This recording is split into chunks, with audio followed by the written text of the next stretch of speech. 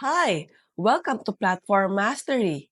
In this video, I will show you how to make user flow in Figma, a simple flow chart. Select a shape here, then drag onto the board and add a text. You can adjust the font using the toolbar here. Click the arrow on the side of the box to create a flow. You can also select what kind of object or shape you want to use. Repeat the process until the flowchart you want to create is done already.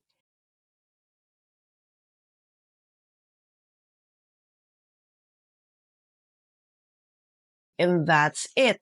For more videos like this, hit the subscribe button and click the notification bell so that you get notified for our new uploaded videos. See you next time!